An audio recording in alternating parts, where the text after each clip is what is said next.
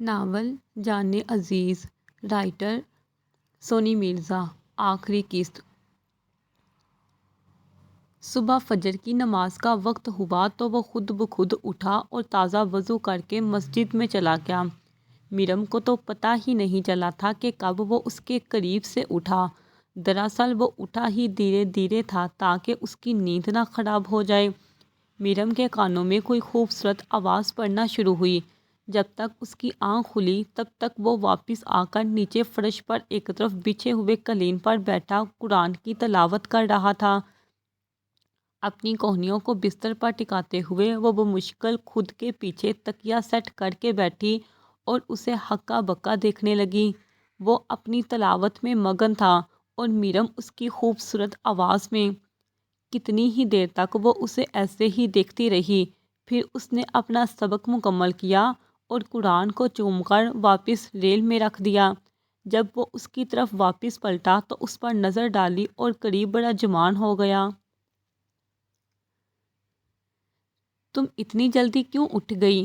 آپ کی اتنی خوبصورت آواز سن کر کوئی بھلا کیسے سویا رہ سکتا ہے؟ اوہ، کیا میں نے تمہیں ڈسٹرب کر دیا؟ نہیں نہیں، قرآن کی تلاوت سے بھلا کوئی کیسے ڈسٹرب ہو سکتا ہے؟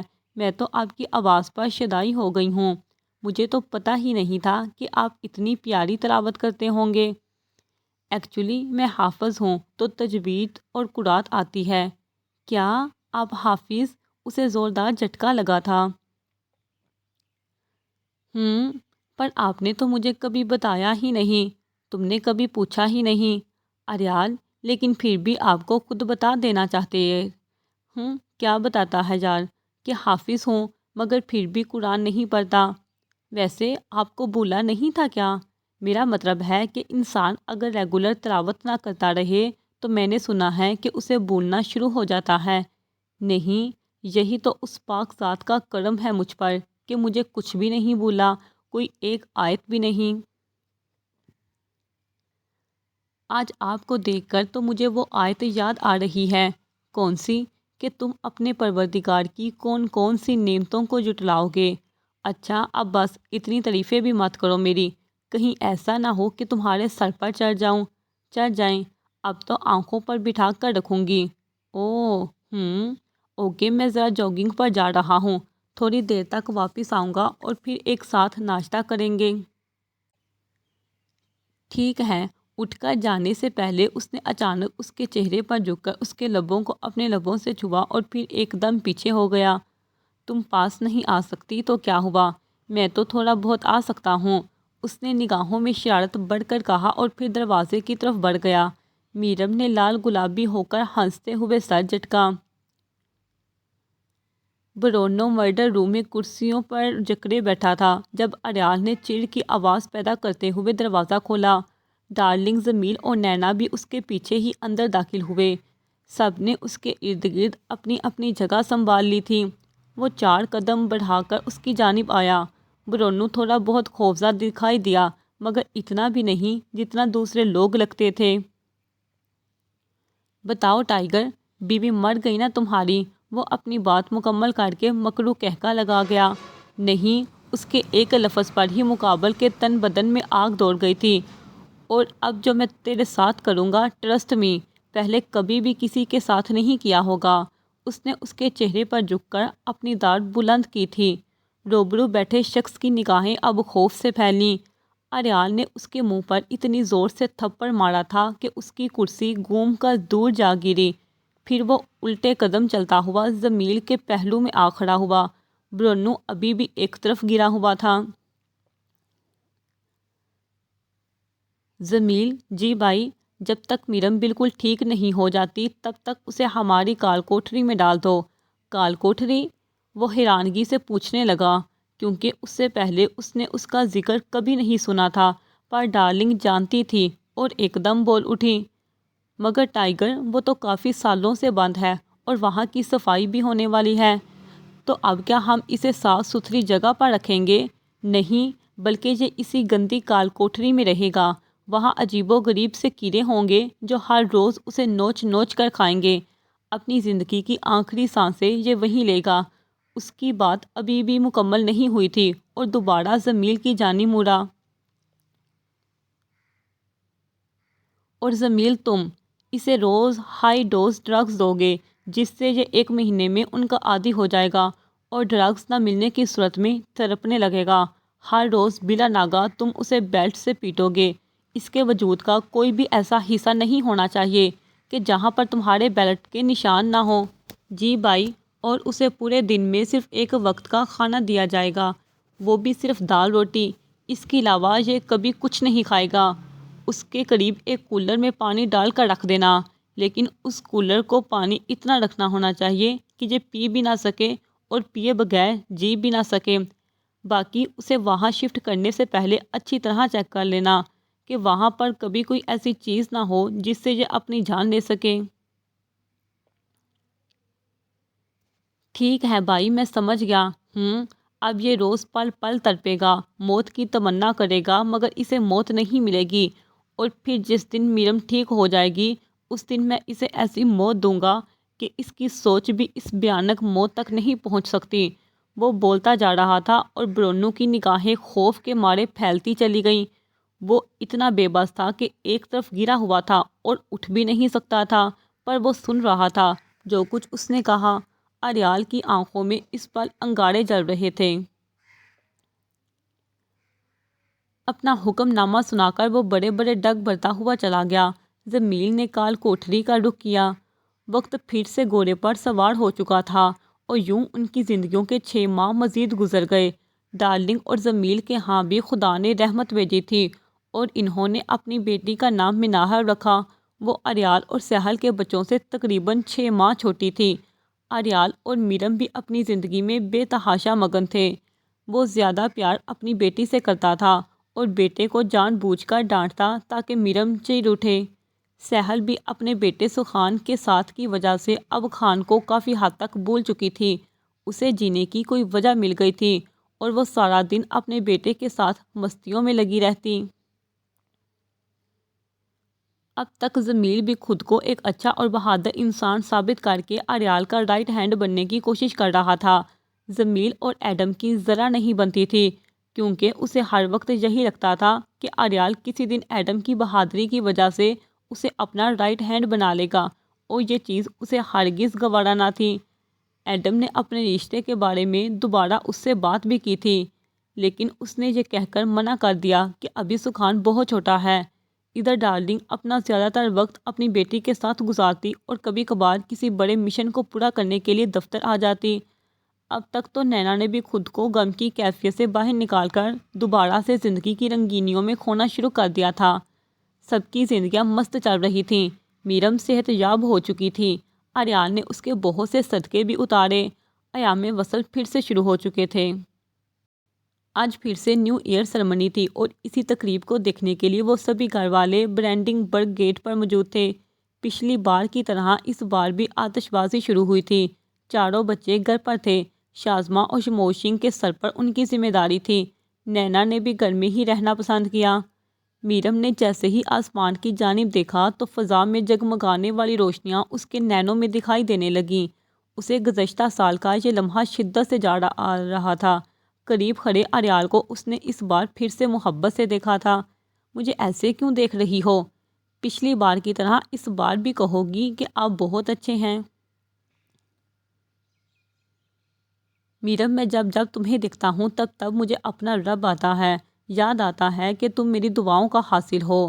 اگر اس دن تمہیں کچھ ہو جاتا تو شاید اس پل میں بھی زندہ نہیں ہوتا۔ اس کے چہرے پر اداسی چھائی اور میرم نے اس کے سینے پر مکہ گاڑ دیا۔ وہ ہنسا تھا اور اس ساری تقریب میں ایڈم مسلسل سہل کی طرف دیکھتا رہا۔ وہ جانتی تھی کہ وہ اسے دیکھ رہا ہے لیکن پھر بھی نظر انداز کیا۔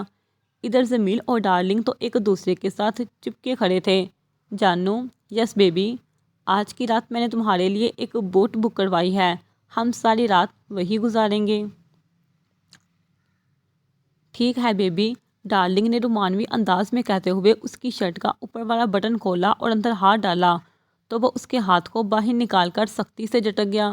کیا کر رہی ہو؟ اس وقت بھائی اور میری بہن بھی پاس ہی کھڑے ہیں، کیا سوچیں گے وہ؟ اس نے اس کے کان میں سرگوشی کی اور وہ ہنستی ہوئی اس کے کندھے پر اپنا سر رکھ گئی۔ تقریب کے ختم ہونے تک لوگوں کا ہجوم کافی چھٹ سا گیا تھا، لیکن ابھی بھی تھوڑے تھوڑے وقفے پر لوگوں کی ٹولیاں موجود تھیں۔ جب سب نے واپسی کا سوچا تو ایڈم سب سے مخاطب ہوا۔ 1 منٹ۔ سبھی نے اپنے کان اس کی جانب دھرے تھے اور وہ اپنی جیب سے ایک چھوٹی سی ڈبی نکال کر گھٹنے کے بل فرش پر بیٹھا اور اسے سہل کے سامنے کر گیا۔ اس ڈبی میں ایک سونے کی انگوٹھی تھی جس پر ایک چھوٹا سا ہیرا لگا صاف چمک رہا تھا۔ وہاں موجود سبھی لوگوں نے اپنی توجہ ان کی طرف مبذول کر دی اور سب سہل کی قسمت پر رشک کر رہے تھے، کیونکہ کوئی شخص اتنے لوگوں کے سامنے گھٹنوں کے بل بیٹھا اس سے اپنی محبت کا اظہار کر رہا تھا۔ اریال نے بھی ایک قدم ہی اس کی طرف بڑھایا تھا کہ میرم نے اس کی بازو میں ہاتھ ڈال کر اور نفی میں گردن ہلا دی۔ وہ وہیں رک گیا۔ جمیل تو اریال کو خاموش کھڑا دیکھ کر مجبوراً خود بھی خاموش ہو گیا تھا۔ ڈارلنگ اور نینا مسکرا رہی تھیں۔ وہاں موجود لوگوں نے تو اپنے موبائل نکال کر ان کی ویڈیو تک بنانا شروع کر دی، پر اریال نے ان کو بھی کچھ نہیں کہا تھا، کیونکہ وہاں کا ماحول ہی ایسا تھا۔ ہر چھوٹی چھوٹی چیز کی ویڈیو بنا کر اسے انٹرنیٹ پر اپلوڈ کر دیا جاتا اور لوگ اس کا کبھی بھی غلط استعمال نہیں کرتے تھے۔ اب سب کی نظریں سحر پر تھیں کہ وہ کیا جواب دیتی ہے، اور اس نے سوالیہ نظروں سے میرم کی طرف دیکھا تو وہ گردن ہاں میں ہلا گئی۔ میں تمہیں اپنا بنانا چاہتا ہوں سہل، کیا تم مجھ سے شادی کرو گی؟ وہ کافی دیر تک تو خاموش رہی اور پھر بولنے کے لیے اپنے لب کھولے۔ میں جانتی ہوں کہ آپ مجھ سے سچا پیار کرتے ہیں، لیکن مجھے معاف کیجیے گا، میں نہیں کرتی اور نہ ہی شاید کبھی کر پاؤں گی۔ اس کے الفاظ ایڈم کو تیر کی طرح چبھے تھے اور بے اختیار اس کی پلکیں نم ہو گئیں۔ پر اپنے لفظوں کے خنجر کو اس کے وجود میں پیوست کرتی ہوئی وہ تیزی سے گاڑی کی طرف بھاگی تھی۔ وہاں موجود سبھی لوگوں نے دکھ سے اپنے منہ پر ہاتھ رکھ لیا۔ ڈارلنگ اور میرم بھی اس کے پیچھے ہی بھاگی۔ ایڈم وہیں بیٹھا اپنی آنکھوں پر ہاتھ رکھ کر رونے لگا۔ ہمدردی کے طور پر کچھ جرمن لڑکے اسے اٹھا کر اپنے ساتھ بٹھاتے ہوئے ہنسانے کی ناکام کوشش کرنے لگے تھے۔ اریال اور جمیل نے ایک دوسرے کی طرف دیکھا، پھر اریال اس کے قریب گیا جو اس وقت لڑکوں کے ایک گروپ کے درمیان بیٹھا تھا۔ ایڈم، اس نے نگاہ اٹھائی، میں تمہاری سچویشن سمجھ سکتا ہوں۔ وہ خان سے پیار کرتی ہے اور اسے نہیں بھول پائی۔ کسی بھی ایک انسان کا نعم البدل کوئی دوسرا انسان نہیں ہو سکتا۔ اس نے تمہیں نہیں اپنایا تو کیا ہوا، مگر میں تم پر ٹرسٹ کرتا ہوں اور آج سے تم میرے رائٹ ہینڈ ہو اور میری ٹیم کا رائٹ ہینڈ۔ یوں روتا ہوا اچھا نہیں لگتا۔ وہ اس کے کندھے پر ہاتھ رکھ کر تسلی بخش لہجے میں بول رہا تھا۔ ان لڑکوں کو تو اس کی بات سمجھ نہیں آئی، پر وہ سمجھ کر مسکرا دیا اور پھر کھڑا ہو کر اس کے گلے سے لگ گیا جیسے اسے کوئی سہارا مل گیا ہو، اور وہ پھر سے پھوٹ پھوٹ کر رو دیا۔ اریال نے اس کی کمر تھپتھپائی جبکہ ضمیر اندر تک جل اٹھا۔ ایسا نہیں ہے کہ وہ بے وفا ہے، وہ سب سے وفا کرتی ہے سوائے میرے۔ ایسا نہیں ہے کہ سنگ دل ہے وہ سب کی ہمدرد بنتی ہے سوائے میرے۔ وہ تو وہ موم ہے جو باتوں سے پگھل جائے، وہ تو وہ پانی ہے جو ہاتھوں سے پھسل جائے، وہ تو وہ ستارہ ہے جو ٹوٹ بھی جائے تو رہے آسماں کا، وہ تو وہ پھول ہے جو خوشی سے بکھر جائے، وہ نہیں جو مکر جائے زباں سے۔ وہ سب کا برم رکھتی ہے سوائے میرے۔ ایسا نہیں ہے کہ نفرت ہے دل میں اس کے سونے سے، وہ سب سے پیار کرتی ہے سوائے میرے۔ سہل گاڑی میں آ کر دب سے گاڑی کا دروازہ بند کر کے بیٹھی تو ڈارلنگ اور میرم بھی اس کے قریب آ بیٹھی۔ تم نے ایک انسان کا دل توڑا، تمہیں خدا کا ذرا سا بھی خوف نہیں؟ میرم جھنجھلائی۔ بھابھی خدا کے لیے اس ٹاپک کو بند کر دو، میں نہیں اپنا سکتی کسی اور کو، نہیں دے سکتی اپنے خان کی جگہ کسی کو، وہ چیخی۔ لیکن سہل، تمہیں ایک بار سوچنا چاہیے تھا، تم بہت خوش قسمت ہو کہ تمہیں پھر بھی ایک چاہنے والا شخص مل رہا تھا اور تم نے اس کے پیار کو ریجیکٹ کر کے اپنی بدقسمتی کو مول لیا ہے۔ ڈارلنگ بولی، میں بدقسمت ہونا تو پھر بدقسمت ہی رہنے دے۔ کوئی نہیں سمجھتا کہ مجھ پر کیا گزرتی ہے، کوئی نہیں جانتا کہ میں کس تکلیف سے گزر رہی ہوں۔ ایک تو میری خود کی وجہ سے خان مجھے چھوڑ کر ہمیشہ ہمیشہ کے لیے چلے گئے، اور دوسرا میں ان کی جگہ کسی اور کو دے کر خود اپنی ہی نظروں میں مزید گرنا نہیں چاہتی۔ سب کو ایڈم کی تکلیف نظر آئی، پر کسی کو میری تکلیف نظر کیوں نہیں آئی؟ آئے گی بھی کیسے؟ تم دونوں کے شوہر تمہارے پاس ہے، صرف وہی سمجھ سکتا ہے جس کا چاہنے والا اس سے بچھڑ گیا ہو۔ درد کی انتہا پر چلاتے ہوئے وہ رو پڑی تھی۔ ڈارلنگ اور میرم ایک دوسرے کا چہرہ تکتی ہوئی خود کی بات پر شرمندہ سی ہو گئیں۔ تبھی اریال اور جمیل بھی ایک ساتھ آ کر گاڑی میں بیٹھے اور سہل کو لگتا کہ اب ان کے بھی لیکچرز شروع ہو جائیں گے، مگر انہوں نے کچھ بھی نہیں کہا تھا اور پورا سفر خاموشی سے گزر گیا۔ میرم گھر آتے ہی میرال اور المیل کو اپنے کمرے میں لے آئی تھی۔ ان دونوں کو دو الگ الگ پالوں میں لٹایا اور انہیں جھولا جھلانے لگیں۔ تھوڑی ہی دیر میں وہ دونوں سو چکے تھے۔ اریال کمرے میں آیا اور آتے ہی شاور لے کر ڈارک براؤن رنگ کا سوٹ پہنے باہر آیا۔ اب وہ اپنے آستین فولڈ کر رہا تھا اور میرم اسے نظر بڑھ کر دیکھنے لگی۔ پھر ڈریسنگ ٹیبل کے سامنے کھڑے ہو کر اس نے بالوں کو کنگھی کیا اور تب بھی میرم اسے دیوانہ وار تک رہی تھی۔ اس نے شیشے میں ہی اس کا عکس دیکھا اور وہیں سے مخاطب ہوا، یہ مجھے اتنے پیار سے کیوں دیکھ رہی ہو؟ دیکھ رہی ہوں کہ آپ اس طرح شلوار قمیض میں کتنے ہینڈسم لگتے ہیں۔ اوہ، یو مین کہ پینٹ شرٹ میں نہیں لگتا؟ اس نے اپنا رخ اس کی طرف گھمایا اور نگاہوں کو سکے کر پوچھا۔ نہیں، پینٹ شرٹ میں بھی بہت اچھے لگتے ہیں، لیکن پتہ نہیں کیوں مجھے اس طرح ڈریس میں آپ زیادہ پرکشش لگتے ہیں، کیونکہ شاید یہ آپ کبھی کبھی پہنتے ہیں اس لیے۔ پر تم تو مجھے ہر روپ میں اچھی لگتی ہو۔ اس کے قریب بیٹھ کر وہ اپنا چہرہ اس کے قریب کر کے بولا تھا۔ میرم نے فٹ اس کے لبوں پر کس کر لی۔ میں بہت خوش نصیب ہوں کہ آپ میرے شوہر ہیں، ورنہ اتنا ہینڈسم بندہ کسی اور کا ہوتا تو شاید میں بھی بہک ہی جاتی۔ اریال اس کی بات پر زور سے ہنسا تھا، اور میں تو تمہیں پہلی بار دیکھتے ہی بہکنے لگا تھا۔ آپ نے مجھے ایک بار ایک پینٹ شرٹ لے کر دی تھی، یاد ہے؟ ہاں، لیکن تم نے کبھی پہنی ہی نہیں۔ موقع نہیں ملا نا، کیونکہ اس ٹائم میں پریگننٹ تھی، اور پریگننسی میں پینٹ شرٹ پہنی ہوئی بالکل بھی اچھی نہیں لگتی۔ اس کے بعد مجھے گولی لگ گئی اور کبھی پہن نہیں سکی، لیکن آج ضرور پہنوں گی۔ پہن لوں؟ جب فیصلہ کر ہی لیا ہے تو پھر مجھ سے کیوں پوچھ رہی ہو؟ کیونکہ تیار تو میں نے آپ کے لیے ہونا ہے نا، جو جی چاہے پہن لو یا چاہے کچھ بھی نہ پہنو۔ اس نے آنکھ ماری اور میرم نے دیدے پھاڑ کر دیکھا۔ ایک بار پھر سے روبرو بیٹھے شخص کی ہنسی بلند ہوئی تھی۔ میرم اٹھ کر چینجنگ روم میں گئی اور جب باہر نکلی تو وہ جینس کی بلو پینٹ اور سفید ٹی شرٹ میں ملبوس بالکل بچی لگ رہی تھی۔ اس کی کالی زلفوں کا بادل کمر پر لہر رہا تھا اور اب دیوانوں کی طرح تکنے کی باری اریال کی تھی۔ وہ اسے دیکھتے دیکھتے ہی اپنے قدم فرش پر جماتا ہوا قریب آ کھڑا ہوا۔ کیسی لگ رہی ہوں؟ بے تحاشا خوبصورت۔ میری ہو تو پیاری کیسے نہیں لگو گی؟ اس نے اس کی کمر میں ہاتھ ڈالا اور اسے اپنے ساتھ لگایا۔ اچھا، تو مطلب میری خوبصورتی کا کریڈٹ بھی اپنے آپ کو دیا؟ کیونکہ اریال پاشا کی کوئی بھی چیز کبھی عام نہیں ہوتی۔ آج آپ نے نماز نہیں پڑھنی تھی؟ پڑھ کر آیا ہوں۔ اوہ، یہ جو تم مجھ سے جان چھڑانے کے بہانے سوچ رہی ہو سب بیکار ہیں۔ میں کیوں جان چھڑاؤں گی؟ اب تو جان بس گئی ہے آپ میں۔ اس نے اپنی ہتھیلیاں اس کے سینے پر رکھیں۔ اریال کئی ثانیوں تک اس کے چہرے کے ایک ایک نقش کو بغور دیکھتا رہا اور پھر اس کے لبوں پر نگاہ ٹکا دی۔ وہ اس کی اگلی کارروائی جان گئی تھی اور اپنے رخساروں کو گلابی کرتے ہوئے چہرہ جھکایا۔ واللہ تمہارا شرمانا، ہائے میری جان لیتا ہے، وہ بڑے انداز سے سر لگا کر بولا تھا، اور میرم مسکراتی ہوئی اس کے سینے سے لگ گئی۔ وہ اس کے بالوں میں اپنی انگلیاں پھیر رہا اور میرم اس کی باہوں میں اپنا سکون تلاش کر چکی تھی۔ جانو دیکھو یہ بوٹ تمہیں کیسے لگی؟ جمیل نے اس چھوٹے بحری جہاز کے کنارے پر کھڑے ہو کر اپنے بازوؤں کو پھیلاتے ہوئے پوچھا۔ بالکل تمہارے جیسی۔ کیا مطلب؟ وہ الجھ کر تاڑنے لگا۔ مطلب تمہارے جیسی کیوٹ۔ ڈارلنگ اس کے قریب ہوئی اور وہ شرارت سے اس کی گال پر ہلکا سا تھپڑ مار گیا۔ ہاں، تم نے مجھے مارا؟ اس نے پورا منہ کھولا۔ جانو پیار سے مارا ہے، اس کو لو اسپلیش کہتے ہیں۔ کبھی تمہاری لو بائٹ تو کبھی تمہارا لو اسپلیش مائی فٹ۔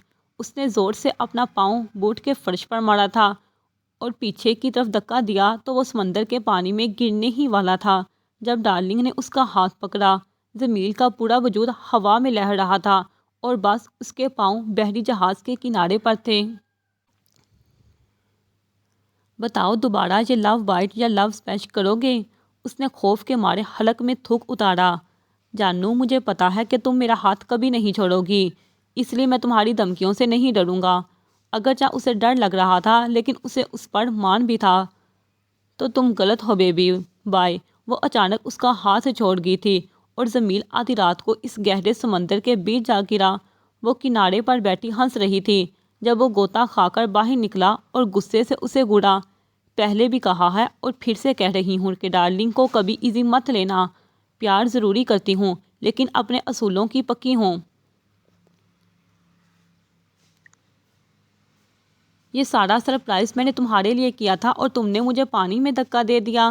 وہ گڑایا اور ڈارلنگ نے اپنا ہاتھ اس کی طرف بڑھا دیا تاکہ وہ اس کا ہاتھ تھام کر باہر نکل سکے، پر اس نے اس کے ہاتھ کا سہارا نہیں لیا تھا اور خود ہی دھیرے دھیرے بوٹ کے ساتھ لٹکتی ہوئی رسی کو پکڑ کر اوپر آ گیا۔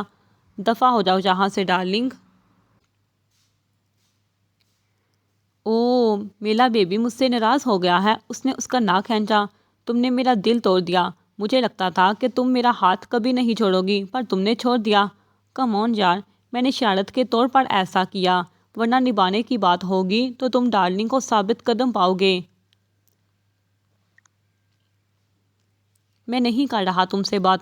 اس نے منہ مروڑا اور رخ دوسری طرف کر لیا۔ سوری نا بیبی۔ وہ اپنے بازوؤں کو اس کی گردن سے گزار کر سامنے ہوئی، پھر اپنے نچلے ہونٹ کو دانتوں تلے چباتے ہوئے اسے بہلانے لگی اور وہ بہل گیا تھا۔ ابھی وہ اس کے لبوں کی طرف جھکا ہی تھا کہ اچانک اندر سے مناہل کے رونے کی آواز آئی اور ڈارلنگ اسے خود سے پرے کر ہاتھ لہرا کر اندر چلی گئی تھی۔ جمیل نے اپنا سر کھجایا تھا۔ آج اگلا دن تھا اور ادھر پاکستان میں حرم کا نکاح تھا۔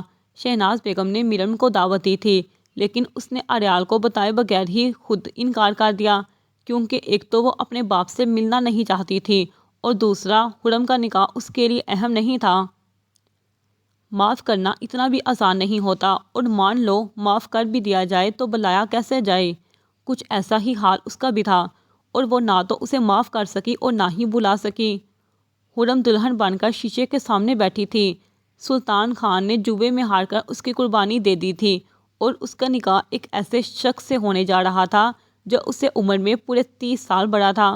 عمر میں بڑا ہونے کے ساتھ ساتھ وہ ایک شرابی بھی تھا، اور آج خود کو آئینے میں ایک ایسے شخص کی دلہن بنا دیکھ کر جس کا وہ کبھی تصور بھی نہیں کر سکتی تھی، وہ اندر ہی اندر سے مر رہی تھی۔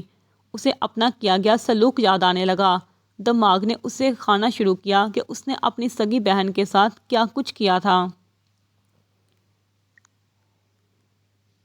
بیوٹیشن اسے تیار کر کے جا چکی تھی اور اب وہ کمرے میں بالکل اکیلی تھی۔ اپنی بے بسی پر اس نے کھل کر رونا شروع کیا اور آج سچ میں اپنے اعمال پر شرمندگی ہوئی۔ وہ جانتی تھی کہ اس کی زندگی اب تباہ ہونے جا رہی ہے اور اس کے بعد ہر لمحہ اذیت سے بھرپور ہونے والا ہے۔ نہ جانے کیا سوچ کر اس نے اریال کا نمبر ملایا تھا۔ وہ دفتر جانے کے لیے تیار ہو رہا تھا اور ابھی اپنا کوٹ پہننے ہی والا تھا جب اسکرین پر پاکستان نمبر دیکھا اور کال اٹینڈ کی۔ اریال، ناشتہ لگ گیا ہے، مرم دروازے سے داخل ہو کر بولی۔ ہیلو اریال بھائی، پلیز کال مت کاٹیے گا۔ فون کے اس پار اس نے رونے والی لڑکی کی آواز پہچان لی تھی اور تیوری چڑھا گیا۔ اسے یوں ماتھے پر بن لاتے دیکھا تو مرم جو کہہ کر جانے ہی والی تھی اب وہیں رک گئی۔ بھائی پلیز ایک بار میری بات سن لیں، اور اگر مرم پاس ہے تو پلیز لاؤڈ اسپیکر پر لگا دیں۔ کچھ نہیں بولا تھا اور ایسا ہی کیا۔ اب مرم بھی اس کی آواز سن سکتی تھی۔ بھائی پلیز جواب دیں۔ وہ بے تحاشا رو رہی تھی اور اس کی آواز کانپتی محسوس ہوئی۔ بولو، سن رہا ہوں۔ اس نے سنجیدگی سے بھرپور لہجہ اپنایا۔ مرم اپنی بویں چڑھا گئی تھی۔ مرم بھی، ہاں وہ بھی سن رہی ہے، بولو۔ بھائی میں آپ سے اور مرم سے معافی مانگنا چاہتی ہوں۔ پلیز خدا کے لیے مجھے معاف کر دیں۔ میری تو زندگی ویسے بھی برباد ہونے جا رہی ہے۔ میرے باپ نے مجھے جوے میں سولی پر چڑھا دیا۔ مجھے نہیں پتا کہ وہ انسان میرے ساتھ کیسا سلوک کرے گا اور میری زندگی کا ہر پل کیسا گزرے گا، لیکن میں اس عذاب میں مبتلا ہونے سے پہلے ایک بار آپ دونوں سے معافی مانگنا چاہتی ہوں۔ میں نے بہت غلط کیا تھا اور آج شاید مجھے اسی کی سزا مل رہی ہے۔ آپ دونوں پلیز مجھے معاف کر دیجیے گا۔ میں جانتی ہوں کہ میری غلطی معافی کے قابل تو نہیں ہے، لیکن اگر ہو سکے تو اس نے آہ بھری۔ اگر آپ دونوں مجھے معاف کر دیں گے تو شاید میری سزا میں کوئی کمی ہو جائے۔ اللہ کی رضا کے لیے مجھے معاف کر دیجیے گا پلیز۔ وہ اپنی بات کہہ کر تڑپتی ہوئی کال بند کر گئی۔ میرم کے چہرے پر 12 بج چکے تھے۔ اسے سچ میں اس کے لیے دکھ ہو رہا تھا۔ اریال نے اس کا چہرہ دیکھا تو اسے دونوں ہاتھوں سے تھام گیا۔ میں جانتا ہوں کہ تمہیں اس کے لیے بہت ہرٹ فیل ہو رہا ہوگا، اینڈ ٹرسٹ می، مجھے بھی اچھا نہیں لگ رہا، لیکن ہر انسان اپنے کیے کا صلہ پاتا ہے۔ اریال، میری ایک بات مانیں گے؟ حکم کرو جان عزیز۔ پتہ نہیں کیوں پر میں نہیں چاہ رہی کہ حرم کی شادی اس انسان سے ہو۔ وہ جیسے بھی تھی، لیکن اب اسے اپنی غلطی کا احساس ہو چکا ہے۔ کچھ عرصہ پہلے بھی اس نے مجھ سے معافی مانگی تھی، لیکن میں اسے معاف نہیں کر پائی۔ پر آج اس کے لہجے سے ہی لگ رہا تھا کہ وہ واقعی شرمندہ ہے، اور جب کوئی انسان اپنی غلطی پر نادم ہو جائے تو میرے خیال سے اسے معاف کر دینا چاہیے۔ کیا آپ اسے معاف نہیں کر سکتے؟ میرم، میرے پاس کوئی اختیار نہیں ہے کہ میں کسی کو معاف کروں یا نہ کروں، کیونکہ جب انسان خاموش ہوتا ہے تو اس کا معاملہ خدا کی عدالت میں پہنچ جاتا ہے، اور وہاں صرف انصاف ہوتا ہے۔ جانتی ہوں، لیکن میں چاہتی ہوں کہ اس کی زندگی برباد ہونے سے بچ جائے۔ پلیز آپ کچھ کریں نا، اس کی پوری زندگی کا سوال ہے۔ میں کیا کروں؟ اس نے کندھے اچکائے۔ میں جانتی ہوں کہ آپ کر سکتے ہیں۔ میرے کام سے گھر سے نکالنا ہے، اور اسے گھر سے جرمنی لانا آپ کا کام ہے۔ فار گاڈ سیک میرم، وہ واپس اس گھر میں آئے گی تو پھر سے تماشے ہوں گے، اور یہ میں نہیں چاہتا۔ پر اریال، میرم پلیز، میں تم سے ریکویسٹ کر رہا ہوں کہ مجھے اس چیز کے لیے فورس مت کرو۔ میں کسی بھی قیمت پر پھر سے ہمارے رشتے کے کمزور ہونے کا رسک نہیں لے سکتا، کیونکہ چور چوری سے جائے مگر ہیرا پھیری سے نہیں۔ جانتی ہوں، لیکن میں آفس جا رہا ہوں، اللہ اس پر رحم کرے۔ اپنی سنائے اس نے کوٹ کو اٹھا کر بازو پر ڈالا، اور جیسے ہی جانے لگا تو میرم نے اس کا ہاتھ پکڑ لیا۔ میری بات نہیں مان رہے نا آپ؟ نہیں، کیونکہ تمہارے معاملے میں بہت خود غرض ہوں۔ دوبارہ اگر کوئی ہمیں دور کرنے کی کوشش کرے گا تو وہ میرے ہاتھوں سے مر جائے گا، اینڈ ٹرسٹ می، میں تمہاری بہن کا قتل نہیں کرنا چاہتا۔ وہ ٹھہر ٹھہر کر سرد لہجے میں بول رہا تھا، اور میرم خاموش ہو گئی۔ اس نے ناشتہ بھی نہیں کیا تھا اور چلا گیا۔ ادھر 1 ہی گھنٹہ گزرا تھا جب قاضی صاحب نکاح پڑھنے کے لیے اندر آئے۔ سلطان خان اور کچھ مزید گواہان بھی ان کے ساتھ تھے۔ شہناز بیگم بمشکل خود پر قابو کیے کھڑی تھیں، حتیٰ کہ حرم کی دوسری بہنیں بھی اس نکاح میں شامل نہیں تھیں، کیونکہ ان کے خاوند بھی انہیں کہیں بھی جانے کی اجازت نہیں دیتے تھے۔ لیکن جیسے ہی انہوں نے اندر قدم رکھا تو بجلی گر پڑی۔ حرم دلہن بنی فرش پر ڈیر تھی، اور اس کی نبض کٹنے کی وجہ سے خون فرش پر کافی دور تک پھیلا ہوا تھا۔ شہناز بیگم نے تڑپ کر اسے جھنجھوڑا، مگر وہ مر چکی تھی۔ جب سلطان خان نے قریب بیٹھ کر اسے ہلانا چاہا تو شہناز بیگم آپے سے باہر ہوتی اسے دھکا دے گئیں۔ سلطان خان کھڑے ہو کر ان پر ہاتھ اٹھانے والا تھا، مگر پہلے انہوں نے اس کے منہ پر اپنے تھپڑوں کی چھاپ چھوڑ دی۔ وہاں موجود سبھی لوگوں کے لیے یہ ایک تماشا تھا۔ تم نے میری پوری زندگی برباد کر دی سلطان، میری 2 بیٹیوں کو ایسے لوگوں کے ہاتھ میں سونپ دیا جو انہیں ہر لمحہ اذیت دیتے ہیں، اور میری یہ بیٹی تمہاری وجہ سے خودکشی کر گئی، اور ایک کو تو میں نے پیدا ہوتے ہی خود سے دور کر دیا تھا۔ مجھے لگا تھا کہ شاید تمہیں کبھی احساس ہوگا، لیکن تم ایک گھٹیا انسان ہو۔ اس جدید زمانے میں بھی تمہاری سوچ وہ عرب کے جاہل لوگوں جیسی ہے جو اپنی بیٹیوں کو زندہ دفن کر دیتے تھے۔ تھوکتی ہوں میں تم جیسے گھٹیا شخص پر۔ انہوں نے اس کے منہ پر داغتے ہوئے تھوک پھینکا تھا، اور سلطان خان اپنی زبان کھول کر انہیں طلاق کے القابات سے نواز گیا۔ شام کے وقت میرم تک یہ دل دہلا دینے والی خبر پہنچی، اور وہ زاروں قطار رونے لگی۔ وہ اپنی بہن سے اتنی نفرت تو نہیں کرتی تھی کہ اس کے لیے یہ سب پسند کرے۔ وہ اب اسے معاف کر چکی تھی، لیکن نہ جانے کیوں ہم انسان کسی کو معاف کرنے کے لیے اس کی روح کے نکلنے کا انتظار کرتے رہتے ہیں۔ اریال گھر آیا تو اسے روتے دیکھا، اور جب وجہ پوچھی تو اس کے پیروں سے بھی زمین کھسک گئی، مگر پھر وہی ہوا جو ہمیشہ سے ہوتا ہے۔ چند دنوں تک وہ اپنی بہن کو شدت سے یاد کرتی رہی، اور پھر اسے بھولنے لگی، لیکن حرم نے اپنے لیے ان راہوں کا انتخاب کر لیا تھا کہ جن کی وجہ سے نہ تو زندگی میں سکون ملا اور نہ ہی آخرت آسان تھی۔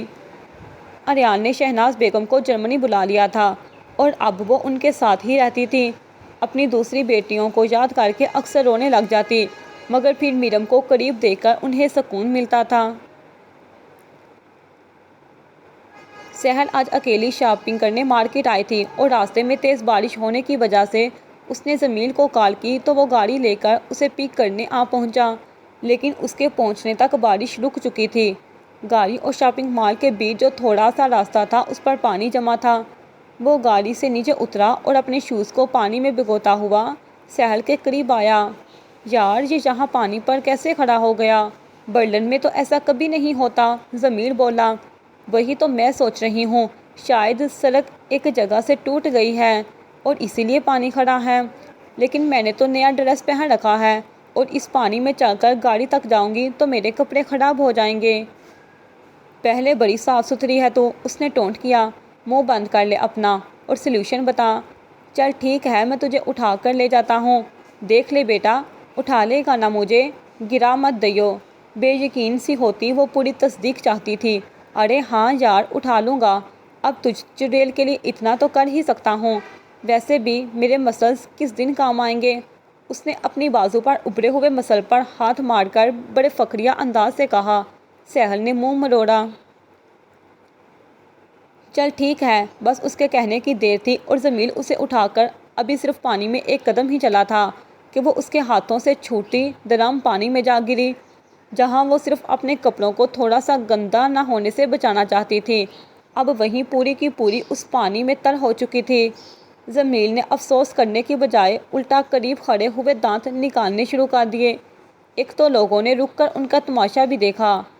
رک جا تو جانور، کمینے، جاہل، وہ درا در بولتی اپنی جوتی اتار کر اس کے پیچھے پیچھے برلن شہر کی سڑکوں پر بھاگنے لگی۔ جمیل چوہے کی طرح اس کے آگے آگے تھا۔ اریال کال کوٹری میں داخل ہوا تو برونو فرش پر بیٹھا دیوار کے ساتھ ٹیک لگائے ہوئے پاگلوں کی طرح معلوم ہو رہا تھا۔ ڈارلنگ بھی اس کی پیروی کرتی ہوئی آئی۔ 7 مہینے یہاں گزار کر کیسا لگ رہا ہے برونو؟ وہ اس کے قریب بیٹھ کر دھیمے لہجے میں پوچھ رہا تھا۔ برونو اپنے چہرے پر انگلیاں پھیر کر اسے خود ہی نوچنے لگا تھا۔ وہ سچ میں پاگلوں جیسی حرکتیں کر رہا تھا اور مقابل بیٹھا شخص اس کی حرکتوں سے حظ اٹھاتا دکھائی دیا۔ میری میرم کو مجھ سے الگ کرنے کی کوشش کر کے تو نے مجھے تڑپانا چاہا تھا اور تڑپایا بھی، اور اب دیکھ کہ میں نے تیری کیا حالت کر دی ہے۔ اب تو تجھے شاید اپنا نام بھی نہیں یاد ہوگا، لیکن یہ ضرور یاد ہوگا کہ میں کون ہوں۔ تو پھر بتاؤ کہ میں کون ہوں؟ ٹائیگر ہو، اس نے انتہائی آہستگی سے کہا۔ اس کے منہ سے پھوٹنے والی بدبو سے اریال کو کڑاہٹ ہونے لگی اور وہ اس کے قریب سے اٹھ کر دور جا کھڑا ہوا۔ پھر اپنا ہاتھ بنا پیچھے کی طرف دیکھے ڈارلنگ کی طرف بڑھایا تو اس نے اس کے ہاتھ پر ایک ڈبی رکھ دی۔ اس ڈبی کو کھول کر اس نے ڈارلنگ سے چمٹی لی اور اس میں موجود ایک بڑے سیاہ بچھو کو برونو کی ٹانگ پر چھوڑ گیا۔ وہ جتنی بار چلا کر اس پر ہاتھ مارتا، اسے خود سے دور کرنے کی کوشش کرتا، وہ اتنی ہی بار اسے ڈنگ مار دیتا اور اتنی ہی مرتبہ وہ درد سے بلبلا اٹھتا۔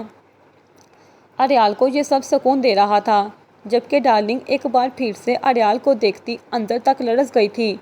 جب اسے لگا کہ وہ اس زہریلے بچھو کے زہر سے مرنے والا ہے تو اس کو واپس چمٹی سے پکڑ کر ڈبی میں رکھا اور ڈبی ڈارلنگ کے حوالے کر دی۔ پھر اسے آنکھ ہی سے اشارہ کیا اور وہ گردن کو ہلاتی ہوئی چلی گئی۔ تھوڑے ہی ثانیوں بعد وہ دوبارہ اندر داخل ہوئی اور اس بار اس کے ہاتھ میں زنجیروں والی ڈبی تھی، جسے کھول کر وہ اس پر اچھال گیا تھا۔ برونو مزید شدت سے چیخنے لگا، مگر وہ اس کے جسم پر چپک کر اسے نوچنے لگے تھے۔ ڈارلنگ جب یہ مر جائے تو اس کی ڈیڈ باڈی پر پیٹرول چھڑک کر آگ لگا دینا۔ اپنا رخ دروازے کی جانب پلٹا کر وہ گہری طمانیوں سے بولا، لیکن ٹائیگر یہ کیڑے بھی آج اس کے ساتھ ہی مر جائیں گے اور میں اپنے دوسرے دشمنوں کے لیے بلیک فاسٹ جا کر نئے حشرات کا بندوبست کروں گا۔ اس کے پور کو خوف میں مبتلا کر کے اپنی سناتا ہوا وہ دب سے دروازے کو پٹک کر چلتا بنا۔